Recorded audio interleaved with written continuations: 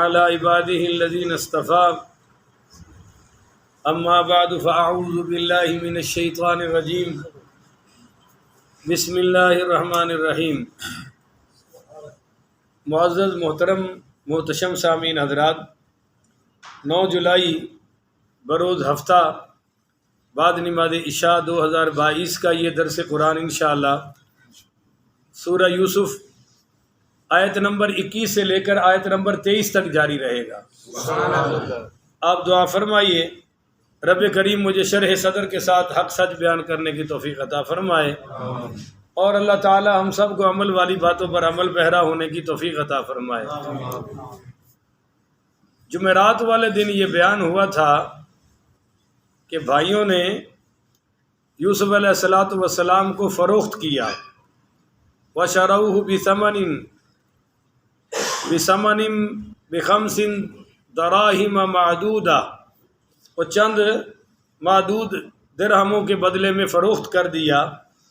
وَكَانُوا فِيهِ مِنَ الزَّاهِدِينَ، وہ پہلے ہی اس میں کوئی دلچسپی نہیں رکھتے تھے یوسف علیہ السلام میں، تو قیمت کیا چاہیے، بس بہانہ بنایا، ایک کارروائی ڈالی کہ ہم فروخت کر رہے ہیں، یہ بک رہا ہے۔ تو جب سیدنا یوسف علیہ السلام کو انہوں نے بیچا تو روایات میں آتا ہے کہ انہوں نے پھر ان کو وہ زنجیروں میں جکڑ لیا، غلام سمجھ کے سیدنا یوسف علیہ السلام کو۔ اس وقت ان کے کیا جذبات ہوں گے، کیا احساسات ہوں گے، اگر آپ اپنی دل کی دھڑکنوں سے سوچیں تو بندے کے رونگٹے کھڑے ہو جاتے ہیں۔ میں نے ایک تفسیری روایت میں پڑھا ہے اور قرطبی میں پڑھا ہے کہ حضرت یوسف علیہ السلام نے جاتے ہوئے ایک آخری نظر اپنے بھائیوں پر ڈالی اور ان بھائیوں سے فرمایا کہ میری دعا ہے کہ اللہ تمہیں محفوظ رکھے جبکہ تم لوگوں نے مجھے ضائع کر دیا، پر میری دعا یہ ہے کہ اللہ تمہیں ضائع نہ کرے، اور دوسری دعا یہ عطا فرمائی کہ اللہ تعالیٰ تمہیں معاف کرے جبکہ تم لوگوں نے مجھے معاف نہیں کیا، اور تیسری دعا یہ عطا فرمائی کہ اللہ تعالیٰ تم لوگوں کو خوشیاں عطا فرمائے جبکہ تم لوگوں نے مجھے کوئی خوشی نہیں دی۔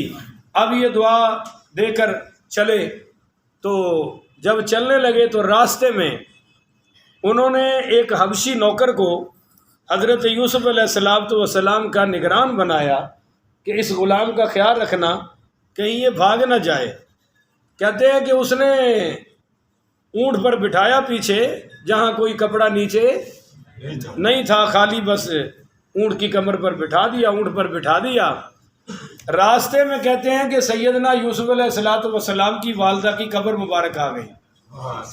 اس حبشی کو تو ہوش نہ رہا، مگر یہ نیچے چھلانگ لگا کے اپنی ماں کی قبر سے لپٹ گئے، اور وہاں پھر سیدنا یوسف علیہ السلام بہت روئے اور رو کر اپنی ماں کو دکھڑے سنائے کہ اے میری امی دیکھو میرے ساتھ کیا ہو رہا ہے، میرے بھائیوں نے مجھے میرے بابا سے جدا کر دیا ہے، اور اب مجھے ان زنجیروں میں جکڑ کر بیچنے کے لیے لے جا رہے ہیں۔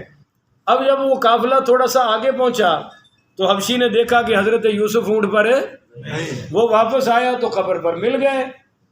اس ظالم نے حضرت یوسف علیہ السلام کو بہت مارا، تھپڑوں سے بھی مارا، لاتوں سے بھی مارا، اور کہا کہ تو بڑا برا غلام ہے، بڑا خائن ہے اور بڑا بددیانت ہے کہ تو بھاگنا چاہتا ہے۔ یوسف علیہ السلام نے اسے فرمایا کہ میں بھاگنا نہیں چاہتا تھا، میں اپنی ماں کی قبر پر حاضری لگوانا چاہتا تھا۔ سبحان اللہ، میں بھاگنے والوں میں سے نہیں، اور میں خیانت کرنے والوں میں سے نہیں۔ پر جب اس نے یہ الفاظ کہے تو پھر حضرت یوسف علیہ السلام نے آسمان کی طرف منہ کر کے دعا کی کہ اے اللہ، میں اپنے پردادا ابراہیم کے وسیلے سے، اپنے دادا اسحاق کے وسیلے سے اور اپنے بابا یعقوب کے وسیلے سے تجھ سے پوچھتا ہوں، کیا میں خیانت کرنے والا ہوں؟ کیا میں بھگوڑا ہوں؟ کیا میں غلام ہوں؟ یا اللہ یہ میرے ساتھ کیا ہو رہا ہے؟ اس وقت آسمان کے فرشتوں نے بھی رونا شروع کر دیا، اور جبریل علیہ السلام فوراً دوڑ لگا کے آ گئے اور کہنے لگے یوسف آپ ہمیں حکم تو کرو، آپ نے تو آسمان کے فرشتوں کو بھی رلا دیا ہے، حکم کرو، میں زمین پلٹ کے رکھ دیتا ہوں، ان کا بھی وجود ختم ہو جائے گا۔ تو حضرت یوسف علیہ السلام نے کہا نہیں، میں اپنے رب سے جلدی نہیں چاہتا، میرا رب بڑا حلم والا ہے، رب جو چاہے گا وہ کر دے گا۔ سبحان اللہ۔ تو اس وقت کہتے ہیں کہ جبریل علیہ الصلوۃ والسلام نے اپنے غصے سے پر مارا زمین پر، تو سب طرف اندھیرا چھا گیا، حالانکہ دن کا وقت تھا، کسی کو کوئی چیز نظر ہے۔ تو وہ قافلے کا جو امیر تھا اس نے کہا ایسا کبھی پہلے ہماری زندگی میں نے بڑے بڑے سفر کیے ہیں، لگتا ہے کہ قافلے والوں سے کوئی ظلم ہو گیا ہے، کوئی زیادتی ہو گئی ہے، کوئی گناہ ہو گیا ہے، جس کی سزا میں اللہ تعالی ہمارے ساتھ یہ سلوک کر رہا ہے، وگرنہ اس سے پہلے ایسا کبھی نہیں ہوا۔ تو انہوں نے کہا جی ہمارے پاس ایک لڑکا ہے، اس کا کوئی معاملہ نہ ہو۔ لڑکے کو بلایا گیا تو حضرت یوسف علیہ الصلوۃ والسلام کے چہرے پر تھپڑوں کے نشان پڑے ہوئے تھے۔ غلام اس قافلے کے رئیس نے کہا کہ اس سے وہ کھول دو زنجیریں وغیرہ، زنجیریں کھول دی گئی اور پوچھا بیٹا کیا اس نے آپ کو مارا ہے؟ وہ کہا جی مارا ہے۔ کیا تم نے اس سے بدلہ لینا ہے یا معاف کرنا ہے؟ حالانکہ تیرا چہرہ بتا رہا ہے کہ تم معاف کرنے والوں میں سے ہے۔ تو حضرت یوسف علیہ الصلوۃ والسلام نے فرمایا ہاں میں اسے معاف کرتا ہوں، میرے ساتھ تو بڑے ظلم ہو چکے ہیں، بڑی زیادتیاں ہو چکی ہیں، میں کس کس سے بدلہ لوں گا، جاؤ میں معاف کرتا ہوں۔ تو جو ہی یوسف علیہ الصلوۃ والسلام نے معاف فرمایا اسی وقت اندھیرا ختم ہو گیا اور روشنی ظاہر ہو گئی۔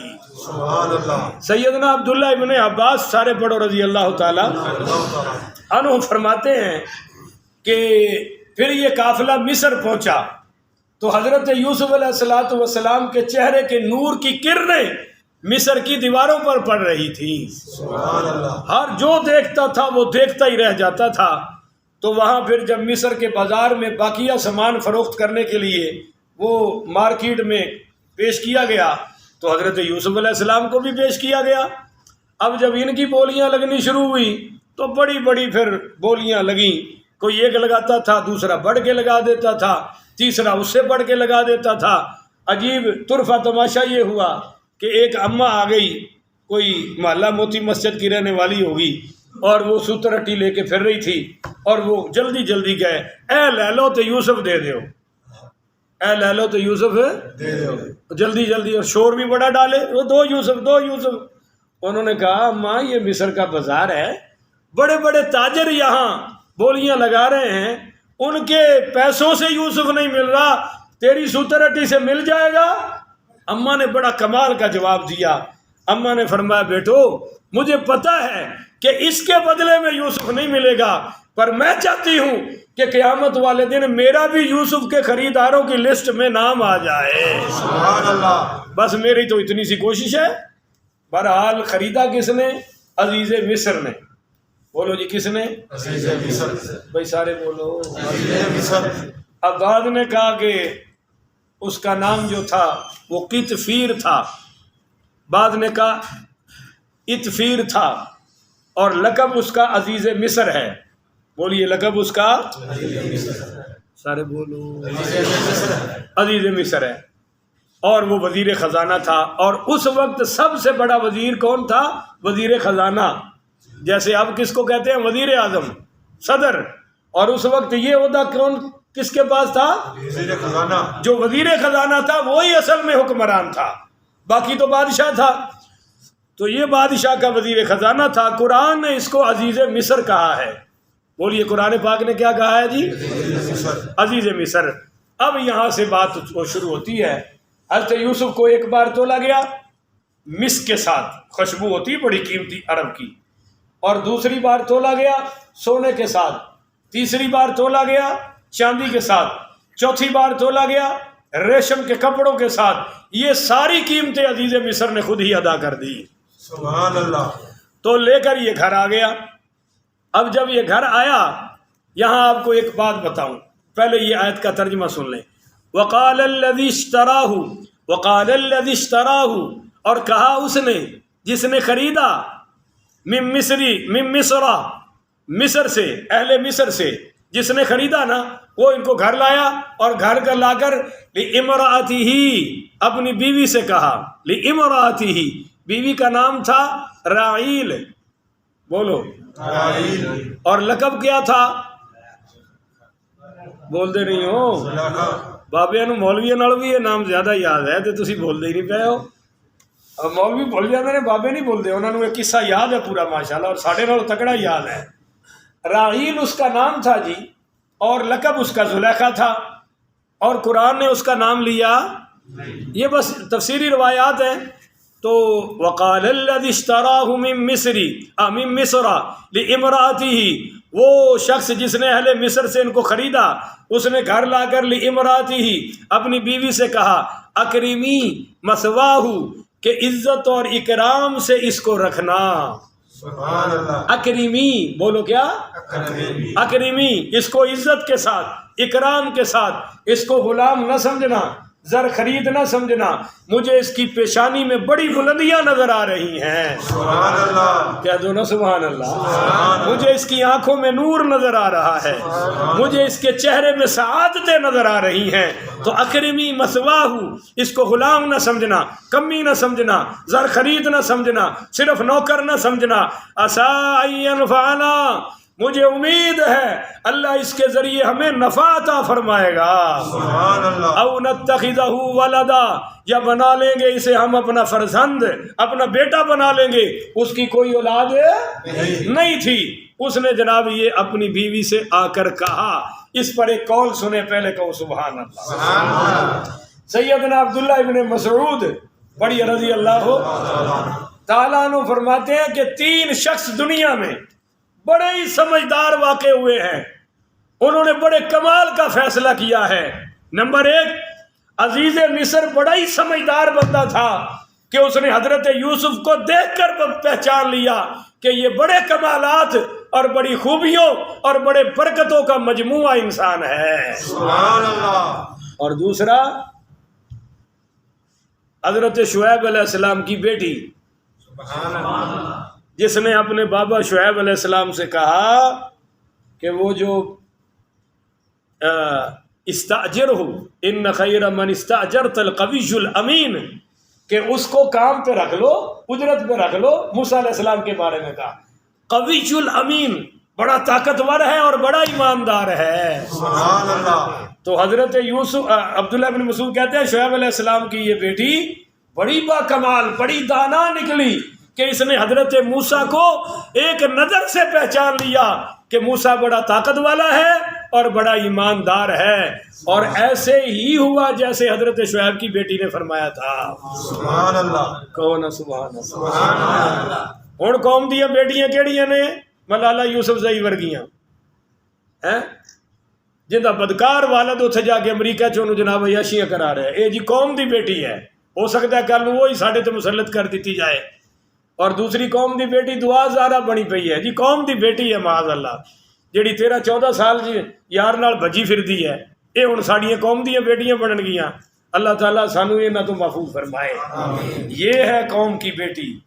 یہ جب موسیٰ علیہ السلام کو لینے گئی اور واپس لائی تو آگے چل رہی تھی، تو وہ نا ہوا چل رہی تھی اور پنڈلی سے کپڑا ہٹا، تو یوسف علیہ السلام نے فرمایا میرے پیچھے آؤ، موسیٰ علیہ السلام نے فرمایا میرے پیچھے آؤ اور آواز نہ دینا، جدھر جانا ادھر روڑا پھینک دینا، میں خود مڑ جاؤں گا۔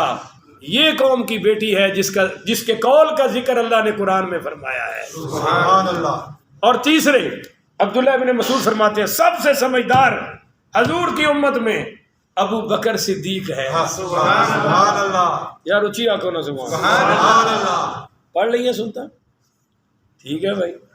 ہوں حضرت عمر کتوں لے آئیے جہاں تواڈے موڈے پھڑ کے بٹھاوے؟ اسی تو بٹھا نہیں سکتے، اسی تو موڈے نال تمہیں بٹھایا تو ساڈے موڈے سلامت نہیں رہنے ہیں، پٹیاں بھی نہیں ہونی ہسپتالوں۔ تو میں کہہ رہا تھا حضرت عبداللہ ابن مسعود فرماتے ہیں پہلا سمجھدار کون؟ عزیز مصر، جس نے حضرت یوسف کی خوبیوں کو چال۔ دوسرے کون؟ شعیب علیہ السلام کی، جس نے حضرت موسیٰ کو کہ یہ بڑی خوبیوں والا ہے۔ اور تیسرے حضرت ابو بکر صدیق، جنہوں نے پہچان لیا کہ فاروق اعظم بڑی خوبیوں کا مالک ہے، اور پھر خلافت حضرت عمر کے سپرد فرما دی۔ سبحان اللہ، اگر سبحان اللہ کہو تو مزے والی گل سبحان اللہ، چاند رات ہے کی یاد کرو گے کہ سخی نال تہاڈا واسطہ پہ، سبحان اللہ، تسی تو کہنا کوئی نہیں، میں آپ ہی کہہ لینا۔ حضرت ابو بکر صدیق مشورہ کر رہے تھے حضرت عمر کے بارے میں نا، لوگوں کو بلا بلا کر. ایک شخص سب نے کہا جی بالکل ٹھیک، بالکل ٹھیک ہے، تواڈے تو بعد عمر ہی ہونا چاہیے، تواڈے تو بعد کمیٹی کوئی نہیں سی نا جیڑی مولویاں نو کنڈے تے رکھے. یہ بیماریاں ساڈی مسیتاں چاہیے نے. ادو حضرت ابو بکر دا فیصلہ سی کہ تسی امام ہو، تواڈے تو بعد کنے آنا ہے، یہ تسی طے کرو. تو حضرت ابو بکر صدیق نے مشورہ کیا. ایک شخص نے ایک بات کی، کنٹروورشل گفتگو، ایک جملہ. اس نے کہا جی عمر سخت بڑا ہے. بولو حضرت عمر مزاج بڑا سخت ہے، آپ بڑے نرم ہیں، کہیں ایسا نہ ہو کہ گیم بدل جائے. تو حضرت ابو بکر نے اس کو حکیمانہ جواب دیا. فرمایا بھائی ابو عمر اس لیے سخت تھا کہ بوجھ میرے کندھوں پر تھا، بوجھ میں نے اٹھایا ہوا تھا، اس لیے عمر سختیاں کرتا پھرتا ہے. اور جب یہ بوجھ عمر کے کندھوں پر آئے گا تو عمر کی ساری سختی ختم ہو جائے گی. ایک شخص اور آیا، اس نے کوئی ایسی بات کر دی کہ آپ عمر کو اپنے بعد خلیفہ بنا رہے ہیں، یہ کیا کر رہے ہیں؟ بس اتنے جملہ کہا، یہ کیا کر رہے ہیں؟ ہائے ہائے ہائے. حضرت ابوبکر صدیق نے ٹیک لگائی ہوئی تھی، سیدھے ہو کے بیٹھ گئے. اور میں سنو، اگر اللہ تعالیٰ نے قیامت والے دن میرے عملوں کے بارے میں پوچھا کہ ابو بکر تو کون سا ایسا عمل کر کے آیا ہے کہ تیری بخشش کر دی جائے، تو فرمایا میں قیامت والے دن اپنے عمر کو پکڑ کے آگے کروں گا اور کہوں گا یا اللہ میری اسی پر بخشش کر دے کہ میں نے اپنے بعد مصلی پر عمر کو کھڑا کیا ہے، اسی پر میری بخشش کر دے. تو کیسے کہتا ہے کوئی عمر آماسی ہے؟ اللہ کے نبی نے فرمایا میرے بعد کوئی نبی ہوتا تو میرا عمر ہوتا. اس کے بعد کسی نے کوئی بات. تو ابو بکر بڑے سمجھدار نکلے کہ امت کو حضرت عمر کے حوالے کیا. تو یہ 3 شخص ہو گئے جی. اچھا جی وَكَذَلِكَ مَكَّنَّا لِيُوسُفَ فِي الْأَرْضِ، اللہ فرماتا ہے کہ یوں ہم نے اپنی حکمت کاملہ سے حضرت یوسف کو مصر کی زمین میں ٹھکانہ عطا فرما دیا. سبحان اللہ. کہاں؟ کنویں سے. آگے بتاتا ہوں. وَلِنُعَلِّمَهُ مِن تَأْوِيلِ الْأَحَادِيثِ، تاکہ ہم سکھا دیں اسے خوابوں کی تعبیر کا علم. اور یہ سارا علم لدنی آیا، کسی استاد سے سیکھا نہیں. آگے اللہ ایک بات کہہ رہا ہے میرے اور آپ کے لیے، کاش یہ عقیدہ بن جائے. آج بڑا کمزور ہوتا جا رہا ہے عقیدہ. اللہ فرما رہا ہے واللہ غالب علی امرہ، اللہ تعالیٰ غالب ہے ہر کام پر. سبحان اللہ. بولو اللہ تعالیٰ غالب ہے ہر کام پر. پوری دنیا کی طاقت ابراہیم علیہ السلام کے خلاف تھی مگر اللہ غالب آیا اور وہ جلا نہ سکے. پوری دنیا خلاف تھی حضرت زکریا کے، پر اللہ کا امر غالب آیا. پوری دنیا خلاف تھی حضرت عیسیٰ علیہ السلام کے، مگر اللہ نے زندہ آسمانوں پر اٹھا کے بتا دیا کہ غلبہ میرا ہی رہے گا. پھر اس قصہ یوسف میں دیکھو، بھائیوں کا پلاننگ قتل کرنے کی تھی پر اللہ کا امر غالب آیا، قتل نہ کر سکے. انہوں نے کنویں میں پھینکا کہ مر جائے گا، پر اللہ کا امر غالب آیا، کنویں میں محفوظ رہے. پھر انہوں نے بیچا کہ اب یہ ضائع ہو جائے گا، مگر اللہ کا امر غالب آیا کہ وہ مصر کے سب سے قیمتی بن کے بکے. اور پھر عزیز مصر لایا اور وہ آ کر اپنی بیوی سے کہہ رہا ہے اس کو عزت دینا، احترام دینا، اللہ اس سے ہمیں نفع دے گا اور یا ہم اس کو بیٹا بنا لیں گے. تو اللہ کہہ رہا ہے یہ کامیابی کا پہلا سٹیپ ہے، ہم نے ٹھکانہ عطا کر دیا، گھر عطا کر دیا. اسی گھر میں حضرت یوسف نکلے گا، علم کا بھی بادشاہ ہوگا اور نبوت کا تاج بھی اس کے سر پر ہوگا. تو یاد رکھ لو ساری دنیا کی تدبیریں ایک طرف، غالب ہمیشہ اللہ آئے گا. اللہ ہی غالب تھا، اللہ ہی ہے، اللہ ہی رہے گا. پر وَلَٰكِنَّ أَكْثَرَ النَّاسِ لَا يَعْلَمُونَ، اکثر لوگ اس حقیقت کو جانتے نہیں ہیں. وہ سمجھتے ہیں جی امریکہ بڑا سپر پاور ہے. تو امریکہ اتنا سپر پاور ہے کہ افغانستان کے درویشوں نے بھگا دیا، مار مار کے، پٹائیاں کر کر کے. جہاد بھی وہی چھوڑ گئے، اسلحہ بھی چھوڑ گئے، ہیلی کاپٹر بھی چھوڑ گئے. اور طالبان کے بچے ان کے ہیلی کاپٹروں میں لکڑ مچی کھیڈن رہے نے. اور 40 ملکوں کی نیٹو فورسز کو بھگا دیا ان مسلح پر بیٹھنے والوں کے. یہاں تمہارے ڈالر 211 روپے پر ہے، 9-10 پر ہے، اور وہاں صرف 79 روپے میں ہے. سبحان اللہ افغانستان میں ڈالر کتنے کا ہے؟ ہاں جی، ان امریکہ نو بھی پیرا تھلے رکھے تو ڈالر بھی پیرا تھلے رکھے ہے. یہ حرام خور ہیں جو ڈالر کو وہاں تک لے گئے ہیں. چلو فرمایا واللہ غالب علی امرہ، اللہ غالب ہے اپنے ہر کام پر، ولکن اکثر الناس لا یعلمون، اکثر لوگ اس حقیقت کو نہیں جانتے. ولما بلغ اشدہ، اور جب وہ اپنی جوانی کی شدت کو پہنچے، یعنی یہ جوانی کی جو شدت ہے اس کو آپ سمجھ لیں کہ 30 سے 40 سال یہ جوانی کا عروج ہے. بعد میں پھر بیک گیئر لگ جاتا ہے. پر ساڈے تو 60 سال دے بابے بھی بڈھے نہیں، وہ کہتے ہیں ساڈے ورگا ہے ہی کوئی نہیں. ولما بلغ اشدہ، جب وہ بھرپور جوانی کو پہنچ گئے، آتیناہ حکما، تو ہم نے ان کو سمجھداری عطا فرما دی. سبحان حکما، اور بعد میں یا ترجمہ کیا ہے حکما، ہم نے ان کو نبوت عطا کی، وعلما، اور علم عطا فرمایا. سبحان اللہ. آپ بتاؤ علم اعلیٰ ہے کہ عمل اعلیٰ ہے؟ عمل بولو صحیح نا بھائی، علم اعلیٰ ہے یا عمل اعلیٰ ہے؟ عمل یہ غلط بات ہے. علم اعلیٰ ہے، مجھے پہلے پتا تھا تھوڑے ذہن چ یہی ہے. بھائی علم ہوگا تو عمل ہوگا، علم نہیں ہے تو عمل ہے. اللہ نے حضور سے فرمایا وقر رب زدنی علما، دعا کیجئے میرا علم میں اضافہ ہو. عمل کی دعا نہیں کی گئی، علم کی، کہ اللہ میرے علم میں. وہ حضرت آدم علیہ السلام کو جو سجدہ کروایا تھا وہ کس وجہ سے؟ سارے بولو باقی کی ہو. علم کی وجہ سے. ہوں تسی کی سمجھتے ہو بھی مولوی اپنے وال گل جا رہے ہیں؟ بادشاہ ساڑی تواڈے سامنے کی اوقات ہے، گل تو سچی کر دیو نا. ان کو سجدہ کس وجہ سے؟ علم کی وجہ سے، کہ اللہ نے ان کو وعلم آدم الاسماء کلھا، وہاں عمل آگے نہیں رکھا، علم آگے رکھا ہے. اور حضرت سلیمان علیہ السلام کو جو غلبہ عطا ہوا ہے وہ بھی علم کی وجہ سے عطا ہوا ہے. سبحان اللہ. اور یہ حضرت یوسف علیہ السلام کو جب بادشاہی ملی تو انی حفیظ علیم، علم کی وجہ سے. تو اللہ کہتا ہے کہ میں نے نبوت عطا کی اور علم عطا کیا. وَكَذَلِكَ نَجْزِي الْمُحْسِنِينَ، اور یوں ہی ہم نیک جزا دیتے ہیں اچھے کام کرنے والوں کو. چلیے یوسف علیہ السلام پہنچ گئے، اگوں آنٹی زلیخا کا کردار شروع ہو گیا. وَرَاوَدَتْهُ الَّتِي هُوَ فِي بَيْتِهَا، اور بہلانے پھسلانے لگی هُوَ فِي بَيْتِهَا، وہ عورت جو اس گھر والی تھی. بولو جو گھر والی تھی. یہ نہیں کہا کہ عزیز مصر کی بیوی ہے، وہ بیوی کا معاملہ اور تھا، وہ بھی گھر میں تھی اور حضرت یوسف بھی. تو اللہ نے کہا وَرَاوَدَتْهُ الَّتِي هُوَ فِي بَيْتِهَا، وہ جو گھر والی عورت تھی نا، کیونکہ یہ بڑی مصیبت ہے. باہر والی ہو تو بندہ بھگا دے، خود باہر ہو تو بھاگ جائے، مگر وہ بھی گھر میں اور یہ بھی، اور ہے بھی پھر مالکن، اور بڑے حسن و جمال والی، بڑے قد کاٹھ والی. اور اس نے کیا کیا؟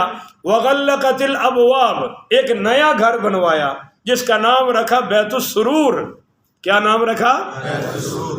اور اس کو ایسا اس نے بنایا کہ 7 کمرے بنائے. ایک یہ، اسی سے دروازہ آگے، اٹیچ دروازہ آگے، اٹیچ دروازہ آگے.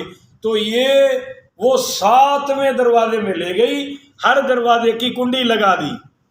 بولو ہر دروازے کی کنڈی لگا دی. پہلے تو وہ اشاروں کے نایوں میں ٹھرکے شرکے جھاڑتی رہی، پر حضرت یوسف اگنور کرتے رہے، ان کا تو ایسا کوئی توجہ تھی نہیں. مگر ایک دن اس نے کہا آج تو میں کر کے ہی چھوڑوں گی. چنانچہ آخری کمرے میں لائی اور وقالت حیت لک، کہا میرے پاس آؤ. اور یہ پیر کرم شاہ مرحوم رحمۃ اللہ علیہ نے ترجمہ بڑا کمال کا کیا اور مجھے بڑا پسند آیا ہے. فرماتے ہیں وقالت حیت لک بصد ناز، بصد ناز سے، ادا سے، بڑے پیار سے، بڑی منت سے، بڑی لجاجت سے، بڑی طلب سے، بڑی تڑپ سے کہا حیت لک، میرے بس میں آ جا، میرے بولو تو صحیح نا. جب مولوی فضل الرحمان ہوتا نا تو ان کو کبھی قالت حیت لک تو انہیں کہنا سی بے شک بے شک بے شک. یہ تو شکر کرو یوسف علیہ السلام سن، انہوں نے فرمایا قال معاذ اللہ. بولو کیا فرمایا؟ اچھا وہ کمرے میں لائی، کنڈی لگائی، بیڈ پہ لیٹی اور کہا، تو پہلے وہ تو قریب نہیں آئے، پھر اٹھی بازو پکڑا، اور قریب کرنے کی کوشش کی تو اپنا دوپٹہ اتارا. تو یوسف علیہ السلام نے فرمایا یہ کیا کر رہی ہو؟ کہنے لگی میں تیرے ساتھ وہ کردار کرنا چاہتی ہوں تو یہ میرا معبود ہے، بت پڑا تھا نا کمرے میں، یہ مجھے نہ دیکھے، اس کی بنائی پر میں نے دوپٹہ ڈال دیا ہے. تو یوسف علیہ السلام نے فرمایا زلیخا تو نے اپنے معبود کی بنائی پر پردہ ڈال دیا ہے، میرا رب تو مجھے دیکھ رہا ہے نا، اس کی بنائی پر کون پردے ڈالے گا. ایک واقعہ تو اس کمرے میں یہ ہوا. پھر وہ بیٹھ کر لگی تعریفیں کرنے. بولو. کہنے لگی یوسف تیرے بال بڑے خوبصورت ہیں، آپ نے فرمایا جب میں مروں گا تو یہ مجھ سے جدا ہو جائیں گے. کہنے لگی تیری آنکھیں بڑی خوبصورت ہیں، فرمایا یہ سب مٹی میں مل جائیں گے. کہنے لگی تیرا چہرہ بڑی خوبصورت ہے، تیرا چہرہ بڑا خوبصورت ہے. تو یوسف علیہ السلام نے فرمایا یہ بھی مٹی کی غذا ہے. وہ کہنے لگی یوسف تو میری طرف دیکھتا کیوں نہیں؟ فرمایا اس لیے کہ میں رب کا دیدار کرنا چاہتا ہوں. اگر آج تجھے دیکھا تو اللہ کو دیدار کے قابل میری آنکھیں نہیں رہیں گی. بہرحال اس نے پورا ٹل لگا دیا جو آپ تصور کر سکتے ہیں کر لیں.